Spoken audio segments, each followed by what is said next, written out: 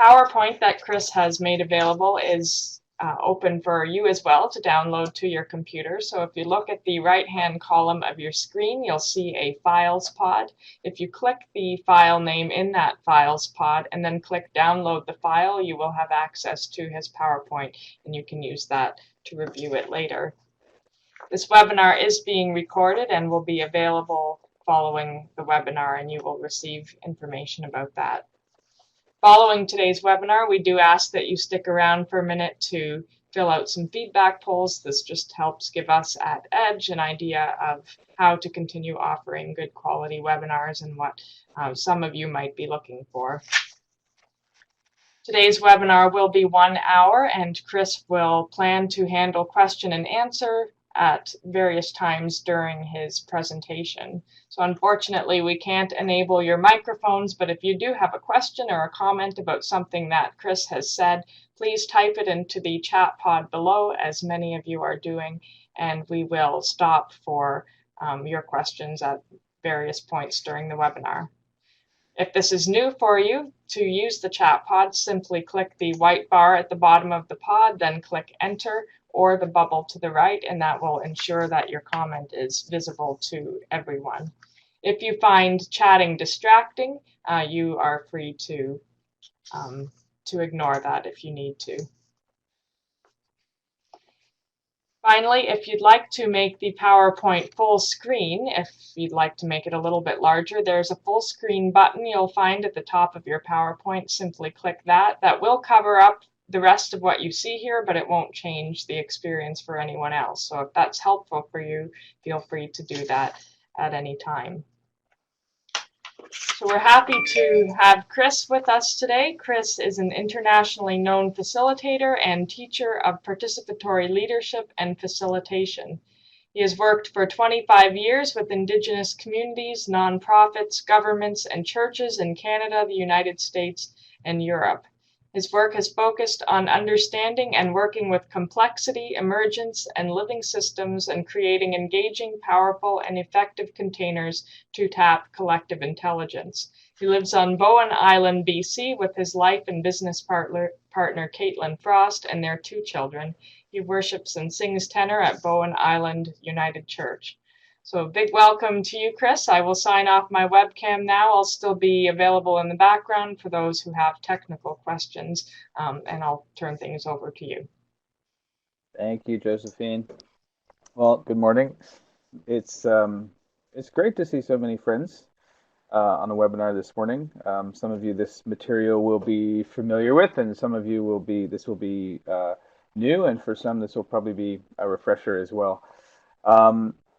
So I wanted to, this morning I'm gonna share a model theory of change on how systems live and die. And it's a model we've been using a lot here in the United Church in Canada. For those of you that don't know, I know there's folks from other countries here.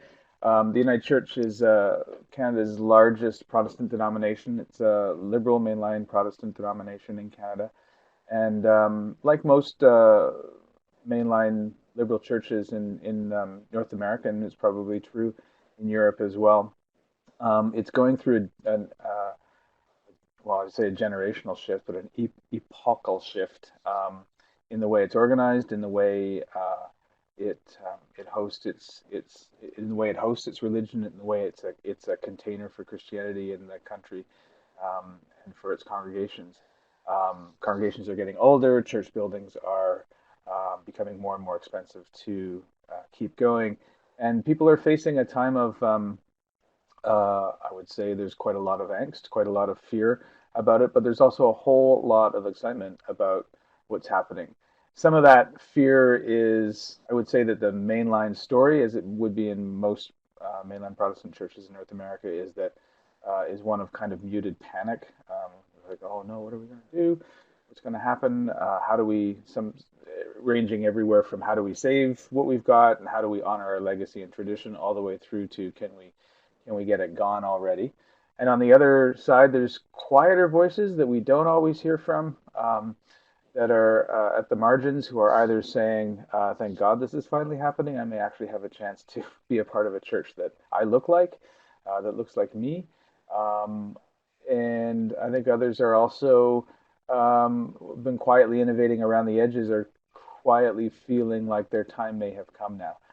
But it's a time of some mystery and some confusion and some concern. And this model that I'm going to share with you this morning has been a model that we've been using across the United Church to kind of understand, I think, the our times, and also to understand and honor some of the leadership capacities that are needed.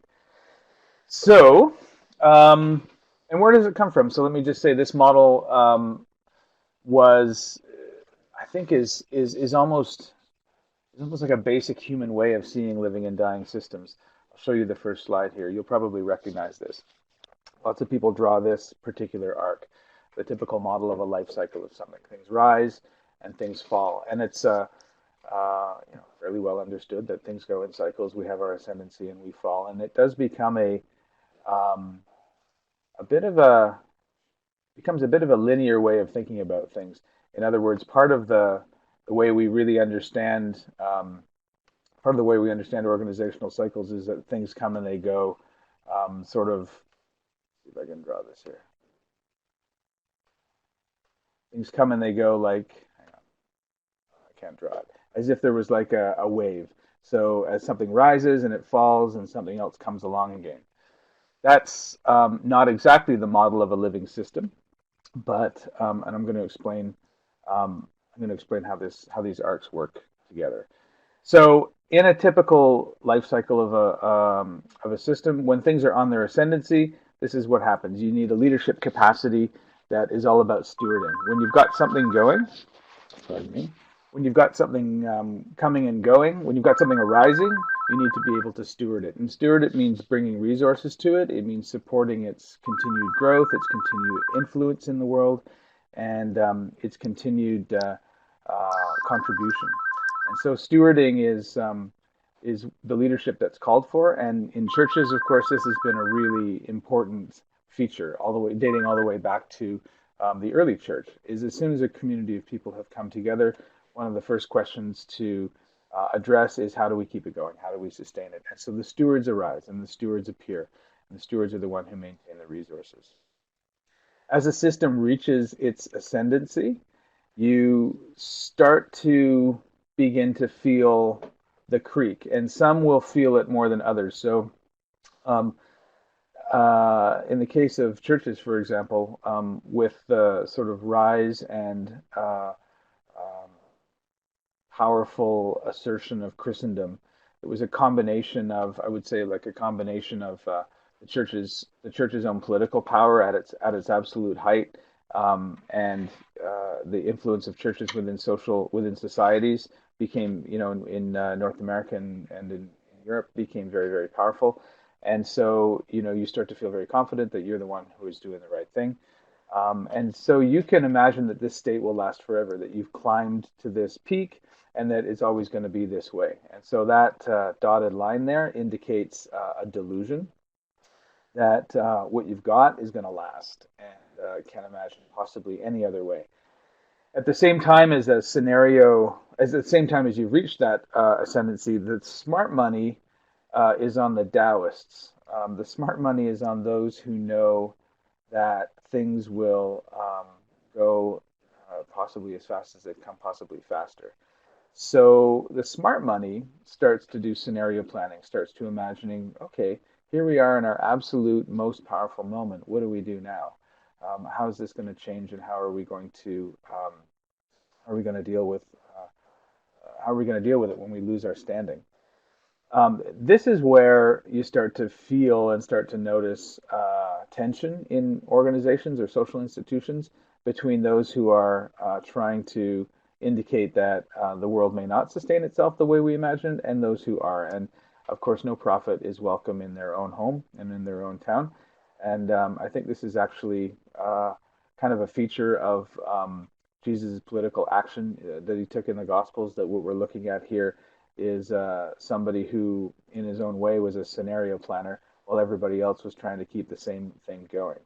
And it's an important moment, I think, this scenario planning moment.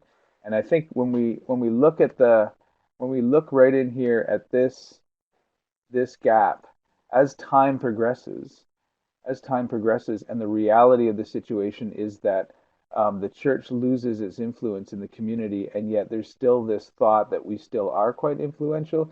You get this kind of gap here, which is it's like what I would say is a delusion. Um, you're out of step with reality.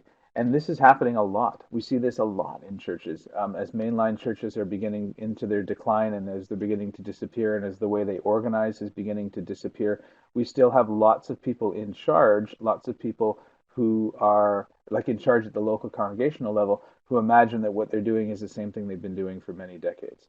And so they're looking at it this way and they're not looking this way. Obviously this becomes problematic over time.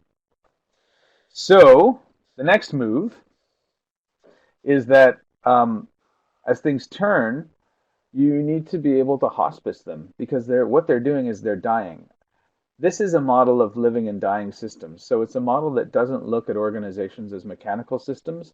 A mechanical system model would say, a mechanical approach to life would be that when your system has ascended and then has begun to descend in its, I don't know, efficiency, however you manage the efficacy of a mechanical system and its efficiency and its output and so on, you need to retool it and then you can get it back up to where it was before. So you can do a performance review, you can look at all of its outputs and outcomes, you can look at its efficiency ratings, and you can start to retool it. That's not what happens in a living and dying system. In a living system, humans, forests, and anything that humans are involved in, like churches, when things die, they're really going to die. Like they're really going to die. They're going to lose their form, and something else will come in their place. And it's not here that something else is going to arise. So the leadership capacity that's needed as systems are dying is actually what we call hospicing. And this is familiar to any of you that are ministers, any of you that do this kind of pastoral care. So hospicing is a skill that's in short supply if, I'm going to go back here, it's in short supply if you believe that this is how things go. And any of you that have been with a dying person that refuses to accept their fate, that they're in denial about a terminal illness or a situation, will know that this gap moves from illusion to terrible suffering.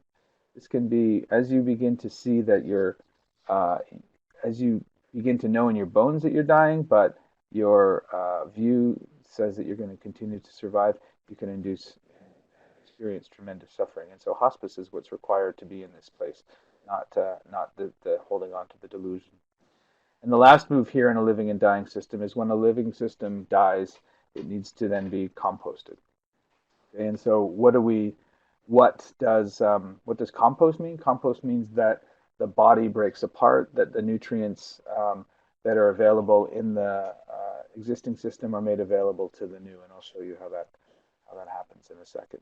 So the end of a living system becomes food for the new system, and done really well, this can be an incredible act of leadership and an incredible act of grace, actually. So that's the model of what I call the legacy system. That is the trajectory of the current structure of mainline Protestant churches in North America and Europe right now. And what we're experiencing is this decline here. We're probably maybe here in general, but we're definitely on the downward slope. There are very few mainline congregations that are here. And I'll draw you another loop in a second. But what I want to say is that many people think that we're somehow further back than we really are, and it makes a lot of stress, I think, as you go forward, because mainline church, certainly the United Church, hasn't been here in terms of growth. If you just look at congregational growth, hasn't been here since the early 1960s. So there's been a decline in membership. There's been an aging in membership. There's been everything you would associate with, and many people do associate with failing, has been happening since the 1960s. It's been two generations, two full generations, maybe three now, full generations of people that have seen this decline. And so it's really important to understand what's really happening here and not to go back to this dotted line here. Okay, so that's the model of the living system.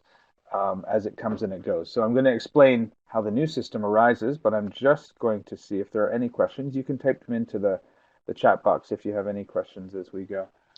And I'll just respond to them on the fly as well. Um, One thing I'll say before I move on is I want you to think about each of these four areas here as a particular set of leadership capacities, as a particular set of things that are needed for our times. Oh, I've just found the pencils, so I can show you what we're not doing. What we're not doing is this.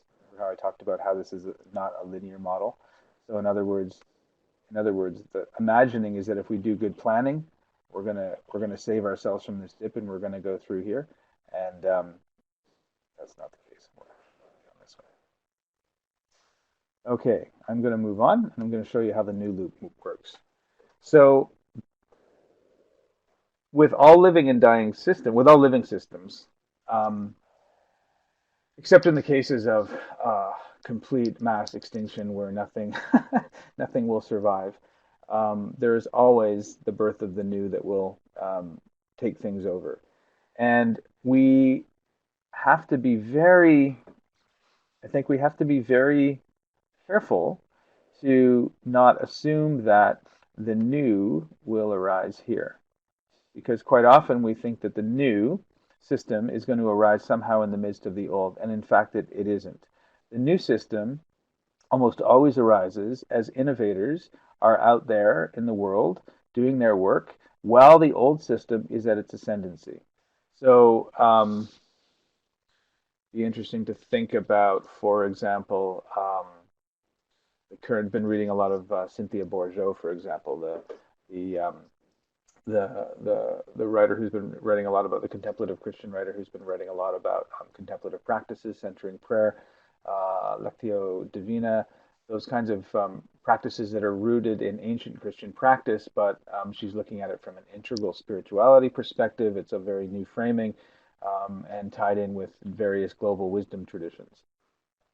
So the origins, for example, let's just think about the origins, for example, of the contemporary practice of centering prayer, which is becoming a feature in some of the congregations I'm working in.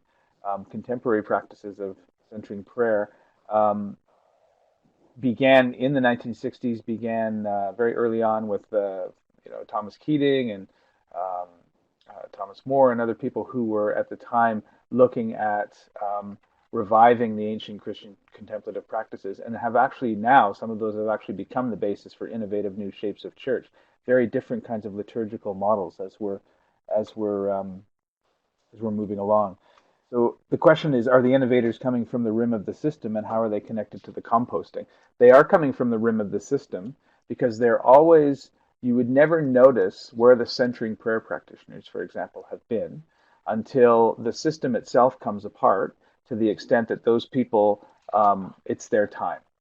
So innovators, how do we know if we're compost or innovators? Okay, I'll get to that in a second. Innovators are already out there.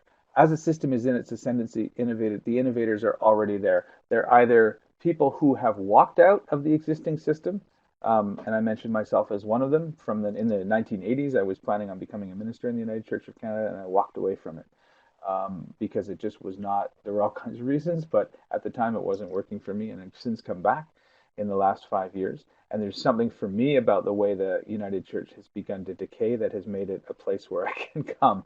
And that's probably a whole other conversation. But I think you'll find that those of you that are witnessing and noticing people who are coming back to the church, if you were to have that conversation with them, you may say that there feels like there's more space than there was before, and that their way of understanding Christian practice is maybe more acceptable because people are less willing to say, you have to do it our way, because our way has been proven to be on that downward decline. So the innovators are either out there because they walked out and they're practicing differently, or the innovators have always been left out. They've always been at the margins. They've never been a part of what privilege in the system has been able to do. And so you often get some fascinating combinations when innovators begin to run into each other here at the margins, between those that have walked out and those that have been left out. But the thing to notice is that the innovators don't arise in this space here, in the composting space. That's not where they arise. They arise in the space where everything is happening, and they begin to practice there.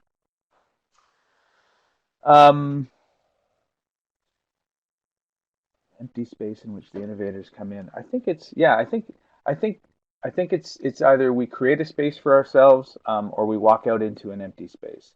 Um, if the space is really tight, then I'm going to walk out and I'm going to be gone, and I'm going to find emptiness and spaciousness in order for me to practice and organize in a different way.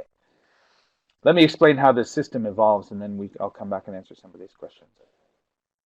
So the innovators are out there, and if they find each other, then they begin to connect like this. They begin to come together. They begin to start seeking each other out. This is made a lot easier these days by the web, obviously, by the internet, by the fact that we have on this call a global community of 20 people who are coming together and who are thinking about looking at this model. Networks are formed when people find each other to meet their own personal need. So in a networking situation, what I would be doing is I would be going out and I would be looking for my friend Anna, who's on this call, because Anna is an incredible steward of the chanting tradition, and I'm looking for new ways in which to use music to engage in my spiritual practice. So a network forms when two people get together because there's a personal interest being met, and that can be very, very powerful. And of course, there's lots of talk these days about how powerful networks can be. So networks are places where people connect, and this is a really important leadership practice as well. But there's a difference. That's not a network itself is not going to create a sustainable, long-lasting, or influential organizational structure. It's not enough just to come together to meet personal needs. You have to eventually put something in the center, put something in between you all, which is bigger than any one person's interest. And so a community of practice arises when networks are nourished by something that's held at the center. System becomes sustainable when participants trust and work together for a common cause. And this is what's happening, what happens in social institutions, as you see in the compost area here. In the compost area, one of the ways in which composting can support the new is if the resources are able to be trickled out and down onto this curve to support things like the networks or the innovators. And we're seeing this a little bit in the United Church of Canada at the moment. We're seeing this a little bit with in British Columbia Conference here, where we have what's called a Provision Fund, which is a fund that the conference, the BC Conference of the United Church, has made available to churches who are interested in doing innovation. And that fund has been funded partly by churches selling off their buildings and by old congregations getting rid of what they have owned and freeing up those assets. The irony in the United Church is that the longer we go in this time period, the more assets are actually going to be made available. In other words, if we're operating out of a scarcity mindset now in the legacy system, as the new system comes along, we're actually going to be operating out of more and more abundance, even though we have fewer and fewer buildings and fewer people. So it's sort of an interesting dichotomy. Some great questions coming, and I'm gonna get to them. Just want to finish this last piece here. What happens at the very end of a living and dying cycle is that the new finally becomes a system of influence, and the new becomes a system of influence when it illuminates to the old system a new way of being. And this will answer something of the question of pushback, I think. So the innovation piece, the transition. This is the place where almost everybody. I'm going to draw a little person walking across this bridge. This is the place where almost everybody will travel to get to the new. And let me give you an example that's non-church related. So, for example, in the origins of digital technology, for example, probably many of you, as I did, began your careers typing on typewriters. Typewriters were the way to go, absolutely. The typewriting system had its ascendancy, and just about the time I started typewriting, I couldn't afford a personal computer. They were still in the $3,000 or $4,000 range, so I was typing my first university papers on typewriters. But at some point, I made the transition to using a personal computer because it became that easy to do. It looked like a typewriter, it worked like a typewriter, it was accessible enough for me to buy one, and it was easy enough to use. And it became a much better tool for doing the writing work that I needed to be doing. I didn't drop out in the 1930s and create digital technology, right? That's where somebody else did that. Somebody else said, you know what, the future is not in typewriting. And if you had told the owners of the Selco typewriting company that that was the case, they wouldn't have believed you. They would have been still stuck on this curve, thinking that typewriters were going to be the way they always go. The smart money would have said we need to plan for something else. So IBM, the Selectric is really good, but we need to invest in digital technology. The innovators come out, they meet other people that are interested in what they're doing, they create communities of practice, and they create a system of influence that works enough that people can make this transition across. Okay, so that's how it works in digital technologies. That's how it's going to work in the church, and we're not there yet. We're not there in terms of mainline. Um, we're not there in terms of the mainline denominations. We're very much in this phase here in terms of mainline denominations. And I would say that's not even accurate. Hang on, let me see if I can redraw this. I think where we are is we're in this spot here. So we're dying, and there's innovation happening. There's networks appearing. There are, in some cases, communities of practice out there, but they're not yet influential for people to be able to make it across this bridge. Okay, let me see if I can erase them. So let me answer a couple of these questions. One of the questions that's being asked here is, what about the pushback to innovation from the old guard? So let me address this. If you look at these leadership capacities in the old system, stewardship, scenario planning, hospicing, and compost, I want to draw your attention, first of all, to stewardship and scenario planning. In the United Church of Canada, we have a manual. It's called the manual, and it's sort of an interesting piece of work. What it does is it basically describes the entire polity of the church. It's all the policies that the church works in. It's all the structure and the courts and how things go. And if you look at the manual, what you'll see that it requires people from congregations throughout the church to participate in higher and higher levels of the church. And I think this would be true in all denominations. So, but the kind of people that are invited to participate at higher and higher levels in the church court system are folks that are really good at stewarding, and they're really good at keeping resources going, because that's what the manual asks you to do. The manual is a document that maintains the status quo. It's very much about that. It has no instructions about how to enable people to leave the church. It has no instructions about how to enable creativity and the renewal of structures. It doesn't have an exit strategy. It doesn't talk about how it wants to be hospiced. It does talk about what happens when congregations die or amalgamate, which is that the resources go back to the court and then can be redeployed in other ways. But it doesn't even, I don't think it even lays out a set of principles that allows and invites the kind of creativity around that to happen. So what you get is what's you might call an old guard that is in charge of the current structure. So when you go to presbytery meetings, when you go to conference meetings, and maybe even when you go to the general council meetings, you start to notice that the people who have been attracted and invited and sustained in those positions are folks that are really good at stewarding and scenario planning, at stewarding and planning for the future. In some cases, you'll get a lot of presentations around demographics, which is a really responsible way to start looking at what's happening. You're quantifying the problem and you're quantifying the decline. But scenario planning and coming up with a strategic plan to tinker and to address the numbers is not the same as the radical innovation I'm talking about here. It's still firmly embedded within the dying system. So when people walk out, when people go and create a new system, when people make radical shifts in the structure and the life of the church, you get tons of pushback, because in this space here, right, in this space, right in this space here, we have huge amounts of fear. And the reason for that is because everybody knows that on this side, we're going this way, and on this side, we're going this way too. Everything is going down. The innovators are trying their experiments and they're not working, because that's what happens with innovation. You do not walk out of an existing structure like a church and instantly create the new denomination that's going to work perfectly every single time. And all of the tricks in the trade that got us to this curve here, that got us up to this point, all of those folks that got, let's see, all the people that got us to, whoops, here,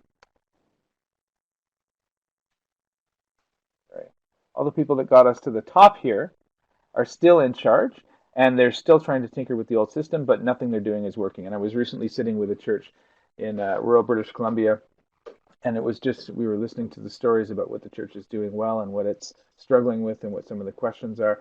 And the chair of the board just broke down in tears. Is this beautiful old man in his 80s, 70s, or 80s, I guess. His friend had just died. Um, he he just said, I don't know what I've been doing wrong. Everything I've been doing in this church since the 1960s hasn't worked, and I wonder if I'm the one who's to blame. And so that's, out of that fear can often come some incredible conflict and some incredible pushback.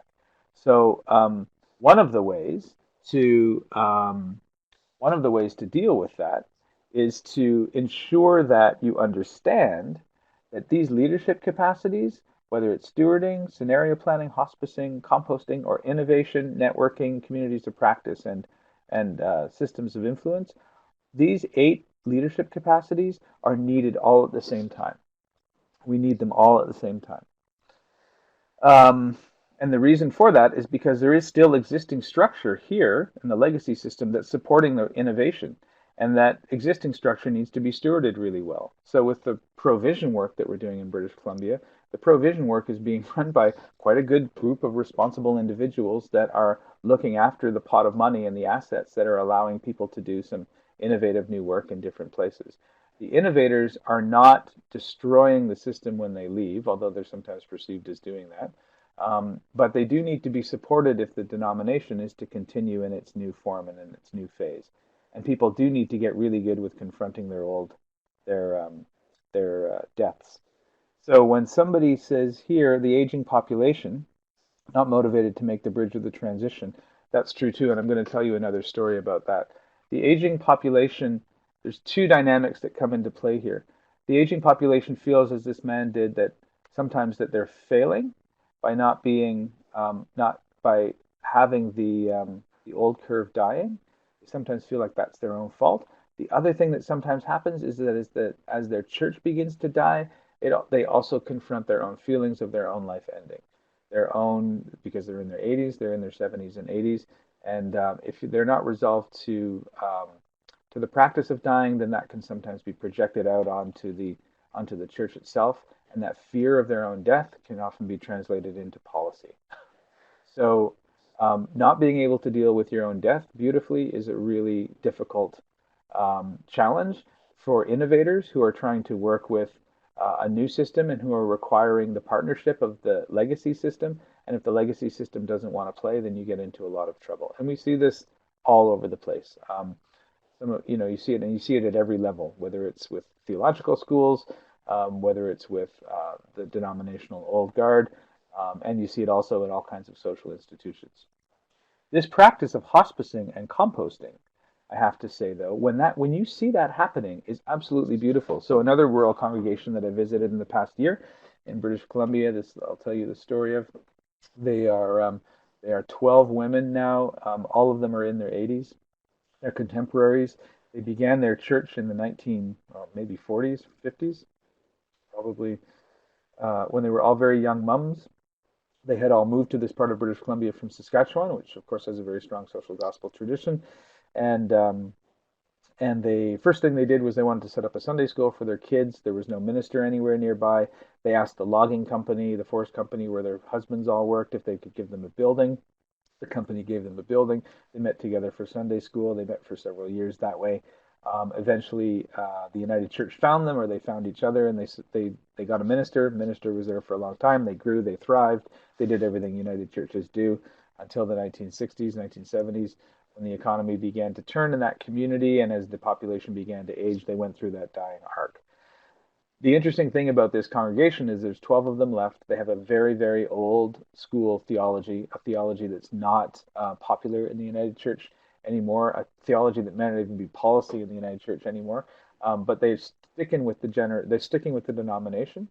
For those of you that are United Church members, they sing out of the blue hymnals, which gives you an indication of the blue hymnals were hymnals that were the second set of hymnals in the United Church that replaced the original ones from the 1920s. I think they were created in the 30s or 40s.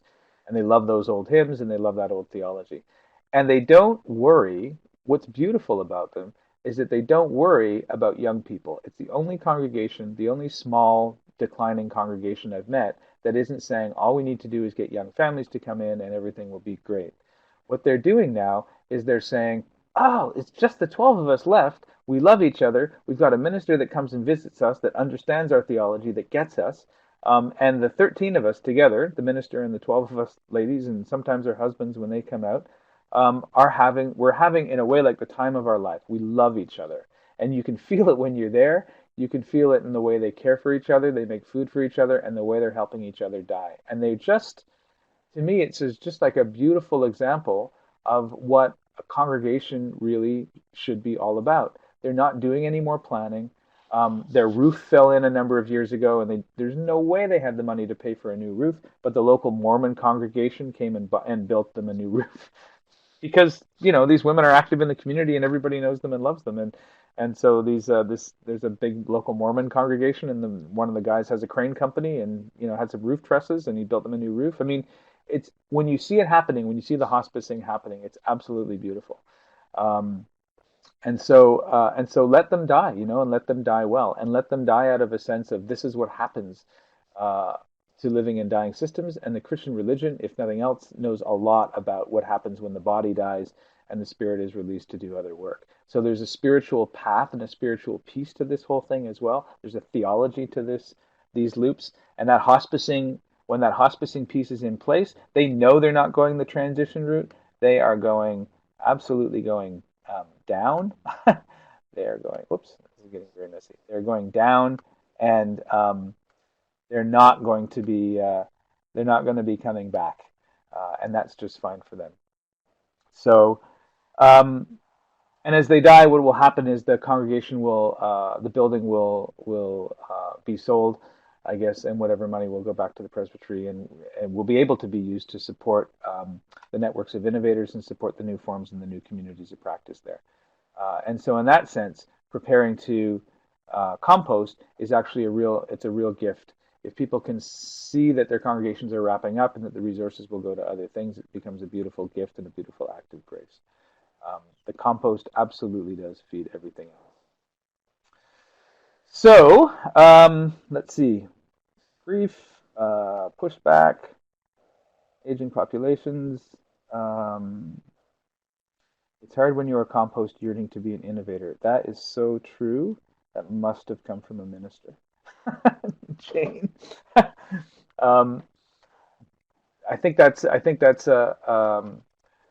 leadership challenge. One of the ways in which one of the ways you can do that, Jane, um, is this way. We've used this model a lot in local congregations and in other places too. I don't know if Matthew Williams is on the call here, but Matthew and I were at Matthew Williams is from the Fund for Theological Education, and he was along with us at a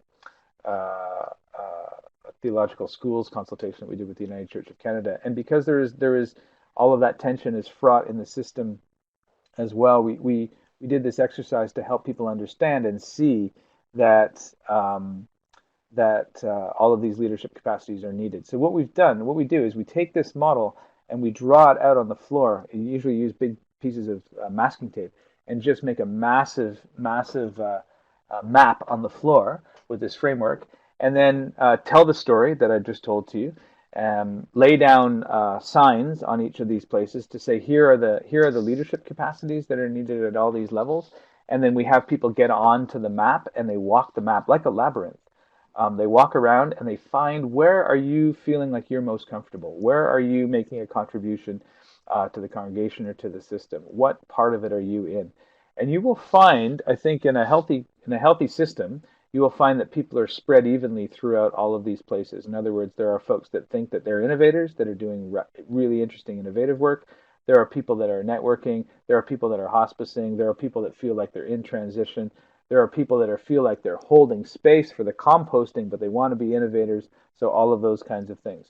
So the first piece around the different styles of leadership being nurtured is to see who's got what and to put them on the map and not to pit them against each other, because very often what happens is that the folks that are on the emerging curve, often think of the folks on the legacy curve as being old and fuddy-duddy and stuck in the mud and not really helpful and impeding my ability to create the new church that I want, and so on and so forth.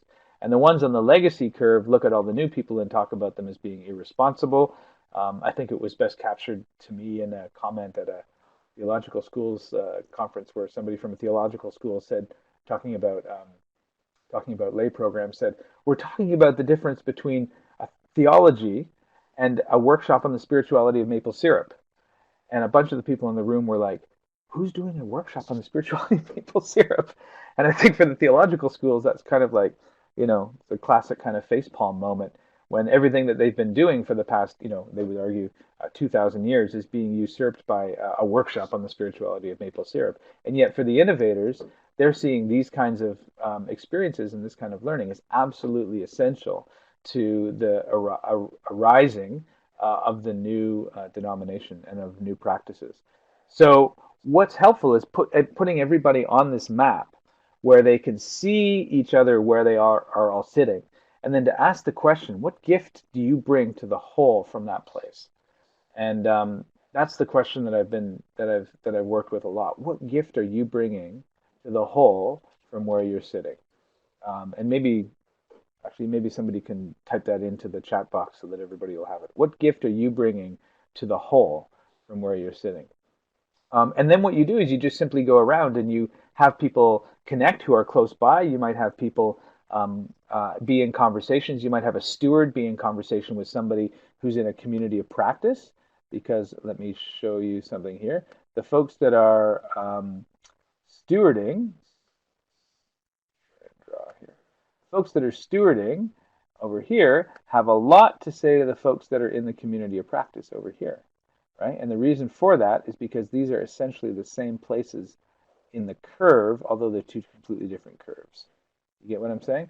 So that's a really good place to connect people. Another good place to connect people is the people who are hospicing and who are in the composting place. Get them together with the innovators and talk about how to deal with fear. Because in that space there, people are scared because what they're doing isn't working anymore. And so how do you stay together, right? People who are in networks can talk to folks that are composting because they have resource needs if they're going to accelerate towards becoming communities of practice. And the people that are composting, the people that are trying to figure out how to be good stewards of the dispersal of the assets from the churches, they're looking for places for that to do work. They have long since realized that the game is up, that they don't need to do any scenario planning, and that they need to find money places for this to go. And so if you can connect them with innovators that are having some success, who have maybe crossed the bottom of this curve and who have begun to come up this side, that may be enough confidence that the folks who are composting can go, you know what, I'm going to throw you $10,000, and why don't you go out and create a new worship experience, or create a new mission, or define yourselves in a different way and see if your experiment works. So this is all a place, in the bottom here of composting is all a place of experimentation, and it's also a place of feeding the field so that new growth can happen. So what happens there? What can help people see that they are not the whole? Yeah, I mean this exercise. I do think that one of the best times I've ever used it was when we did this national consultation with theological educators. So it was the schools, theological schools in the United Church of Canada. It was the lay ministry programs. It was all of the different kinds of retreat centers and all the places where theological education, Christian education, spiritual development education happens. Everybody coming together to talk about what the new shape of things will be, because we're running out of money. Not many people want to come and get trained as full ordained ministers. There's lots of lay leadership happening, sacrament elders, all this kind of stuff that's going on. So the education forms are shifting and changing. And when people see themselves as not part of that whole system, they become very turf oriented. You want to start protecting what it is that you've got. You want to start overhyping the value of what you've got, and you want to start attracting resources to yourself rather than creating a situation where you can see that what you're a part of is a whole evolution and that you have a role to play. There is never a time when the legacy system, when the stewards and the scenario planners are not needed. This is not a linear model. This is a map. It's like a top map of my little island, you know. My whole island is on the map, but I can choose the ways I want to travel across it if I know what the whole island looks like. If I don't know what the whole island looks like, then I'll just imagine that this is my home, this is where I live, and it all kind of comes down to me. So seeing people as part of the whole is really, really, really important. Um, so the question you're asking, Josephine, is like, where is the you're finding a surge of energy and recognizing the need for innovative leadership, but you don't hear as much about leadership in the new communities of practice. And I would say because we're not there yet. Um, I would say we haven't. If you can point to me a model of the new form of the denomination of the United Church of Canada, then I could show you where we're evolving into communities of practice. But I don't think we're there yet. And I think one of the Achilles' heels of the church is that it's very tradition bound. We have a huge debt to our tradition and legacy. And the irony of that is that it slows down the ability for us to innovate. Um, the um, so the innovators are out there. They're definitely out there, but there isn't yet a space in the United Church denomination where they are welcome. And that's very true at the congregational level. If you look at the leadership, as I have with dozens and dozens of churches across British Columbia, when you go and meet with the leadership and say, come on out and meet this guy, and we're talking about innovation, and we're talking about the new form of the church, I do not see the innovators there. They're either not in church or they're not part of the power structure in church that says that, we're the ones that need to talk to the new guy. In some urban churches, that it's more likely than in some in rural churches, and in churches in smaller communities. It's more likely that you'll find innovators in the larger urban centers. Um, but what's needed in order for those people to feel like they have a legitimate place, not only in a local congregation, but in the future of the denomination, is that they need support from power and privilege. And if they don't get it, then they're gone. And they're not going to come back until the space is either opened intentionally by leadership or it's opened because the existing structure has decayed to the point um, where nobody can tell them not to do it. And I think that's kind of in some ways the model in our little congregation here on Bowen Island, where right now a couple of us are putting together a Lenten Vespers thing that we're going to try and do. We're thinking about doing some kind of Easter Vigil piece. We're coming up with ways that we can do spiritual practice. It's outside of the Sunday morning worship, but no, it's beyond tacitly sanctioned. It's encouraged, and I think people are really are interested in seeing what we're doing, and the couple of us that are doing some things, we stand as an invitation for others to come and join us. And so who knows where that takes us to other people that are into other networks of people that are innovating. So we're not there yet, is the answer to that question. Um, the pushback from the stewards, Catherine, if I can go to your piece, the the the problem with the United Church right now is that we're so beholden to the manual that the folks that have power in the church are the ones that exercise the functions that are contained in the manual. And our manual says nothing about innovation. It says nothing about this other curve. And so they when they're threatened, they can retreat into power and they can crush the new. And so I actually think that there's a role for spiritual direction in this place. I think stewardship of existing resources, of buildings, of human resources, of payrolls, staff, funds to pay staff, paid accountable, um, paid accountabilities, and all those kinds of things. I think those are I think those are incredibly important jobs, and I also think that they benefit from spiritual direction. I think where people feel threatened and then lock on to killing the new life, I think it can be the role of ministers and spiritual directors in churches to question that from a theological perspective and to question that from a religious perspective. Say, is this consistent with the kind of community that we're trying to be? And not to be afraid. I mean, do not be afraid is a line that is repeated over and over and over in the Gospels. And so, what does do not be afraid really mean? It doesn't mean do not be afraid, there's a baby going to be born and you're going to be saved and everything's going to be great. That's the kind of easy do not be afraid. When I think about the scripture readings from this past week, about like, it's easy to greet your brother, it's really hard to greet your enemy. It's easy to say do not be afraid when you're not afraid. It's hard to practice abiding in the fear and trusting that you're not alone when you're truly abiding in the fear and feel like you're alone. And I think that becomes an incredibly powerful place for spiritual direction, and it's not easy. It's not easy at all. But I also think that the choice to make is either those people create the conditions, the stewards create the conditions that enables innovation, or the innovators will just simply leave. And so if you're concerned about your legacy and you're pushing people away, of course there's not people going to come back. And it's not about part of this model sees us as all of us as embedded in the system, both from the perspective of creating possibilities as well as inhibiting them. And I want to be very intentional about saying that I don't want you to privilege innovators either. Um, Innovators can sometimes be really toxic to the church as well, depending on how they go about and do their business. So this is a place of incredibly important support and incredibly important spiritual direction. Um, let's see. What other questions have we got? Are amalgamations innovations or just stirring the compost? Um, I think that very much depends on the kinds of churches that are coming together. I think, yeah, I think it just very much depends on how people, the terms of their marriage with each other.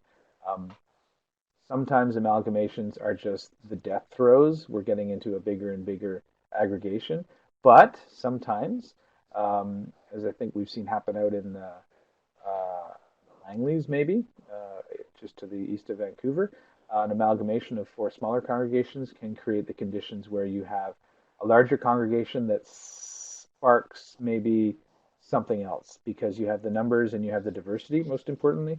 I think an amalgamation that an amalgamation of two congregations that remains homogenous is not going to work, but an amalgamation of two or more congregations where you are doing it because you know that with that critical mass, you're going to be able to do things you've never done before. That can be a very exciting moment. Very exciting moment. Do I think the proposal for restructuring contained in the comprehensive review report will allow space for innovators? Um, well, I don't know if it will or not. I think I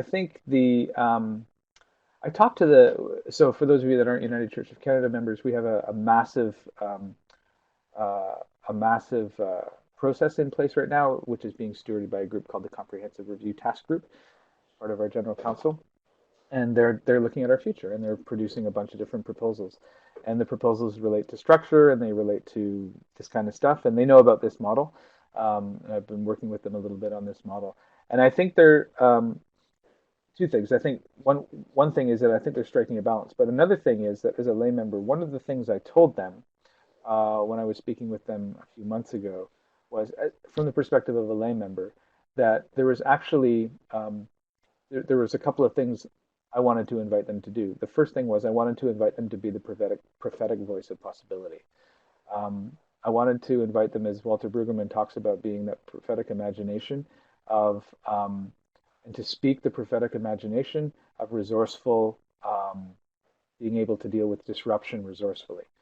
I think Brueggemann's work on this is really, really interesting and really, really important. And I think it's a very important capacity for Christians to develop, not just because the religion is currently in the spirit of, in the throes of a complete reimagining, but also because in society we're doing this as well. And it's a useful time to have spiritual practice for dealing with this coming and going. So I told them the first thing is, please be the prophetic voice. And I said, the second thing is, I said, there's nothing you can do that will make my life worse. So, and that really is the stance of an innovator. Like an innovator is going to go to the places where they can get support. If they're not getting support, they're going to go somewhere else. It's not like we're prisoners of the old structure. And I think that evidence is absolutely abundant that we're not prisoners of the old structure, because in a lot of congregations, you don't see any innovation at all. It's not that the innovation isn't happening, it's just not happening within the current structure. And the reason for that is because it's either been choked out, or people have been so tradition bound or so bound to this idea that the church is my family, which is awesome, but is really difficult to then, you know how hard it is to be the black sheep in a family. So, in order for us to move out, we just will do that. We'll just move out. I mean, I think the question I'm the question I'm asking um, a lot of congregations these days, which helps to kind of show this, and which I think the comprehensive review task group could play with, is I go into a congregation and say, okay, if this building disappears, if this denomination disappears, would you personally still be a Christian? And I've had a mix of answers. Some people will say, no, I wouldn't be. If there was no building here, if there was no minister, if there was no church, United Church of Canada, I'd probably just go sailing, or I'd go hiking, or I don't know what I'd just do, yoga or sing in the choir. So for them, their Christianity is in a way kind of like at that level, and so that's fine. And then there are others who would say, oh yeah, of course I would. Like, my Christianity has nothing to do with this building or this denomination. And so my next question then is like, okay, well, if that was the case, what would you do? Because you would need to do something. How would you practice? And you get all kinds of things from, well, I'd have a solo practice, or I'd meet in people's homes and we would sing together. Maybe we'd pray together. We'd study scripture. We'd find some way of taking communion. People would do it. People will do it. So as these old denominations die and disappear, it doesn't mean that people won't be Christians anymore. And at a recent gathering I was doing with my friends there at the Fund for Theological Education, I asked the 120 young people who were either just beginning their ministry or discerning their ministry, I said, how many of you are going to actually at some point in your career find yourself behind a pulpit preaching?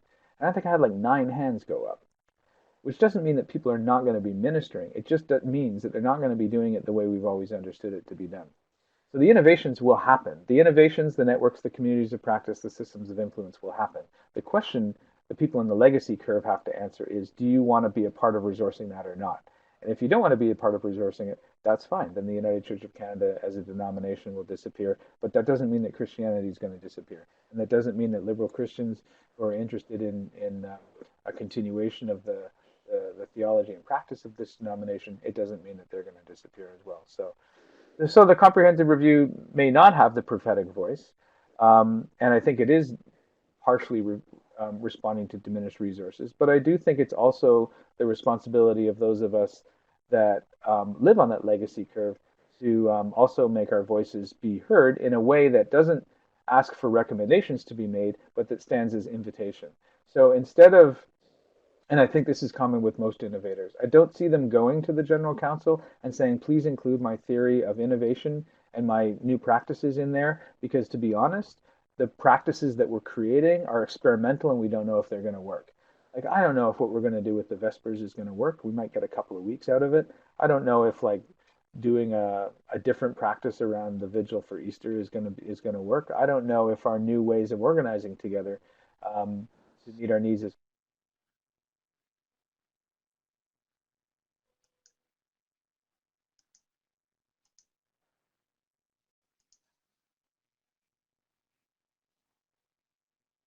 community are going to work. And so it's very difficult for us to go to the existing structure going, hey, we're the innovators, we're the new people, we really know what we're doing. None of us know what we're doing. And so I think in that respect, I think the responsibility is to be the prophetic One invitation o'clock of the my new, time. and to invite Thank you, folks from Chris. throughout This is the into first time prophetic I've heard the space. model, and I just Looks like found we're it close very to 10 o'clock. helpful to Hey, understand so many different parts um, of what's I feel happening like I've been across talking the like an United auctioneer the Church, whole given time. that that's So also my context. A very, very good way to clarify and understand how the pieces work together. The PowerPoint is available for download, again, if you haven't had a chance to do that yet. So look at the right-hand side of your screen and you'll see the Files pod. Simply click the file name, the Two Loops deck, and then click Download File. Somebody's asking, beside the PDF, where can we find this? So I'm assuming that that doesn't answer the question. I'm assuming that the question has more to do with resources. What have you drawn on, Chris?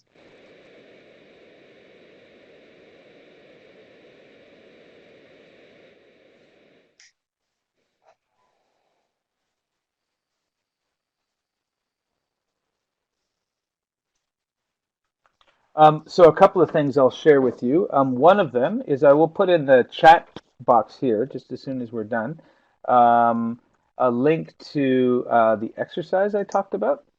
Let's see, I can just do that right now. So putting in the, here, I'll just do it now.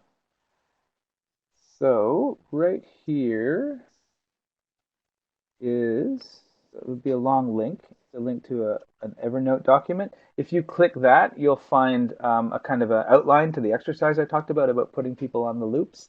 And I think the other thing we can add too is maybe a blog post from the moderator of our church, Gary Patterson, who is at the theological education consultation that we did. And Chris, I understand you also welcome folks to follow up with you if they have further questions or comments. His experience with it. And Chris's email is at the top right of your screen, and also the link to his website as well. Yes, I also read Gary's blog, and it is very good.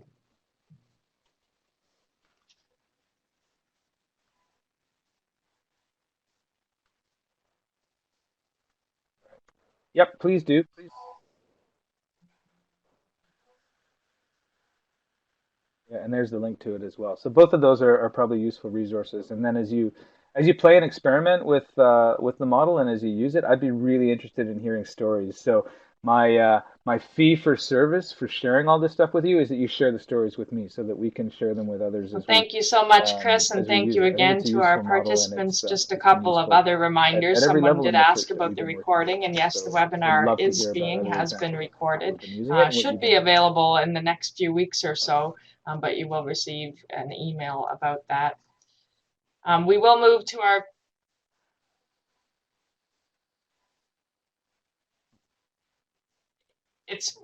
there's a fee to access it. Yeah. So whether you were able to be here live today or whether you are planning just to watch the recording, there's a fee for both. Is that webinar available for free, or is it you have to pay the fee to access? So just before we move to our feedback polls, a couple of comments about them. 5 is highest or most true, and it is found at the bottom of the poll, and so that can be misleading. So I just wanted to flag that. And also there's a section for your short answer comments. If you have anything you'd like to say to us or to Chris about the webinar that you heard today, you can type that in there. And then once you click enter to submit it, or click the button to the right rather, it does submit. There's no clear confirmation that it has been submitted, unfortunately, but it does submit. So just letting you know about that. I think that's it for me. We do have a webinar in a couple of weeks on Edge's process of doing visioning days with congregations. So that's with Leslie Harrison on March the 11th, I believe. So do stay tuned for that. And Chris, I'll pass things back over to you to give the final farewell, and then we'll move to the feedback.